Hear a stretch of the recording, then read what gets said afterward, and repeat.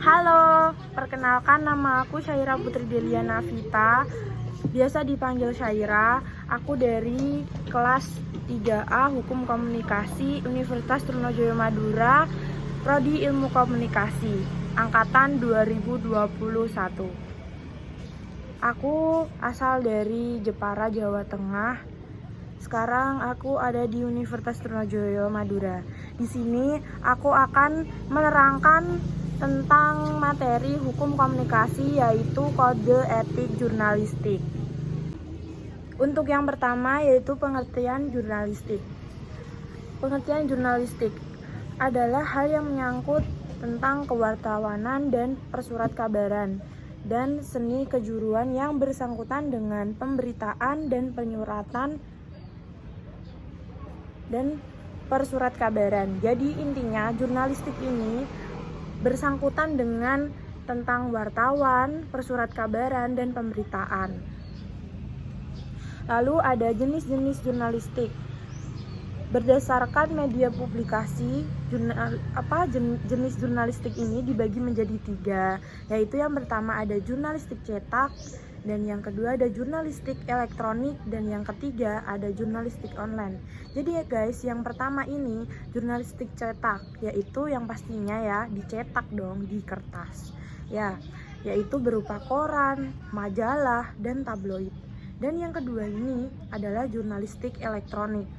Jadi jurnalistik elektronik ini itu disiarkan melalui radio, televisi, dan film. Jadi jurnalistik elektronik ini sifatnya bisa ditonton ya, kalau yang jurnalistik cetak itu dibaca. Lalu yang terakhir nih, yaitu ada jurnalistik online, yaitu penyebarluasan informasi melalui situs web, berita, atau portal berita. Jadi jurnalistik online ini bisa diakses melalui handphone, komputer gitu guys. Nah ini kita langsung ke intinya ya, yaitu kode etik jurnalistik. Kode etik jurnalistik ini adalah etika profesi seorang wartawan. Jadi ciri utama wartawan profesional yaitu menaati kode etik, sebagaimana halnya seperti dokter, pengacara, dan kaum profesional lain yang memiliki dan menaati kode etik. Kode etik ini harus bersifat independen, akurat, berimbang, dan tidak beretikat buruk. Profesional yaitu yang artinya menunjukkan identitas, menghormati hak privasi, tidak menyuap, beritanya itu faktual dan jelas sumbernya, dan tidak plagiat. Lalu ada penggunaan cara-cara tertentu dapat dipertimbangkan untuk peliputan berita investigasi bagi berkepentingan publik. Dan kode etik itu harus berimbang, tidak mencampurkan fakta dan opini yang menghakimi, serta menerapkan asas praduga yang tak bersalah, tidak membuat berita bohong, fitnah, sadis, dan cabul, tidak menyalahgunakan profesi, dan tidak menerima suap. Jadi jangan kayak gitu ya guys, jadilah wartawan yang profesional. Dan kode etik ini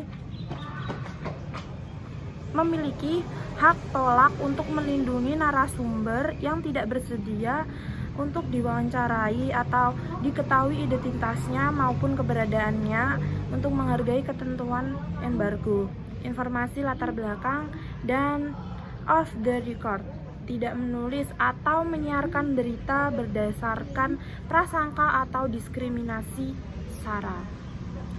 Jadi hormati kehidupan pribadi kecuali untuk kepentingan publik, segera mencabut, meralat, dan memperbaiki berita yang keliru atau tidak akurat, disertai dengan permintaan maaf kepada pembaca, pendengar, atau pemirsa.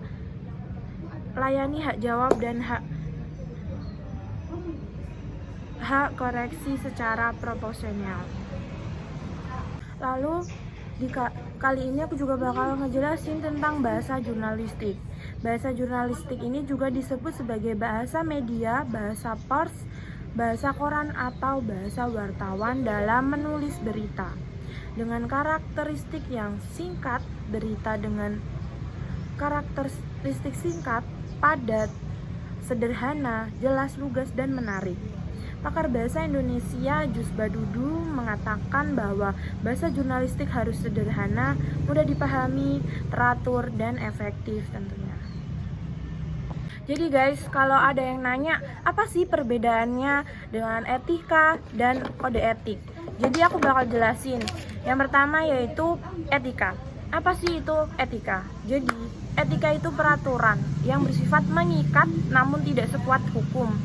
Sanksi non tegas, sanksinya yaitu moral, tidak tertulis, pemahaman baik dan benar. Kalau kode etik yaitu peraturan, sifatnya mengikat, memiliki sanksi, aturan terkait benar. Oke, jadi intinya etika dan kode etik itu perbedaannya ada di peraturan itu. Yang etika itu tidak mengikat, tidak bersifat peraturan. Kalau yang kode etik itu bersifat mengikat dan peraturan.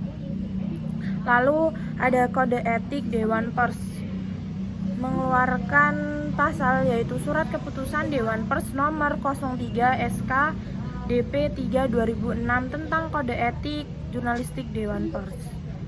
Lalu ada 11 pasal kode etik Dewan Pers. Yang pertama yaitu kepribadian dan integritas. Yang kedua, profesional dalam jurnalistik. Dan yang ketiga, menguji informasi berimbang, menerapkan asas praduga tak bersalah. Dan yang keempat, tidak bodong berita. Dan yang kelima, tidak menyebarluaskan identitas pribadi. Yang keenam, tidak menyalahgunakan profesi, terutama suap. Jadi tidak boleh menyuap. Dan yang ketujuh, memiliki hak tolak melindungi narasumber. Yang kedelapan, tidak menyiarkan berita berdasarkan prasangka diskriminasi. Dan yang kelima, yang kesembilan, menghormati hak narasumber tentang kehidupan pribadi. Jadi kita tidak boleh mengganggu privasi orang lainnya. Dan yang ke-10, segera meralat, mencabut, dan memperbaiki data yang keliru dan tidak akurat. Dan yang terakhir, nomor 11 pastinya, yaitu melayani hak jawab. Lalu aku di sini juga akan menerangkan atau memberitahu ke kalian tentang fungsi Dewan Pers. Jadi, fungsinya Dewan Pers itu untuk menetapkan, mengembangkan, mendata, memberikan, memfasilitasi, mengembangkan, melindungi, melakukan, dan mendata. Lalu kali ini aku juga bakal ngejelasin tentang bahasa jurnalistik. Bahasa jurnalistik ini juga disebut sebagai bahasa media, bahasa pers, bahasa koran atau bahasa wartawan dalam menulis berita. Dengan karakteristik yang singkat, berita dengan karakteristik singkat, padat, sederhana, jelas, lugas, dan menarik.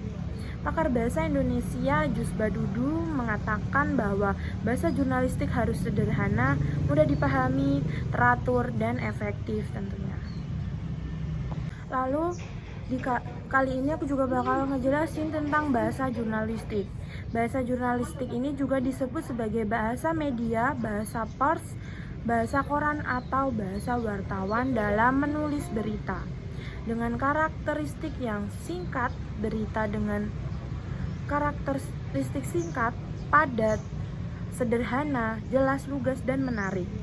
Pakar bahasa Indonesia Jus Badudu mengatakan bahwa bahasa jurnalistik harus sederhana, mudah dipahami, teratur, dan efektif tentunya. Lalu ada penggunaan cara-cara tertentu dapat dipertimbangkan untuk peliputan berita investigasi bagi berkepentingan publik. Dan kode etik itu harus berimbang, tidak mencampurkan fakta dan opini yang menghakimi, serta menerapkan asas praduga yang tak bersalah. Tidak membuat berita bohong, fitnah, sadis, dan cabul. Tidak menyalahgunakan profesi dan tidak menerima suap. Jadi jangan kayak gitu ya guys. Jadilah wartawan yang profesional. Lalu aku di sini juga akan menerangkan atau memberitahu ke kalian tentang fungsi Dewan Pers.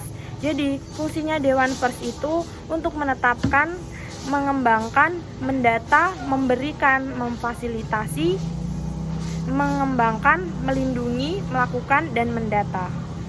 Jadi guys, kayak gitu pengertian dari kode etik jurnalistik. Jadi sekian penjelasan dari aku, semoga ilmunya bermanfaat bagi kalian. Bye bye, terima kasih.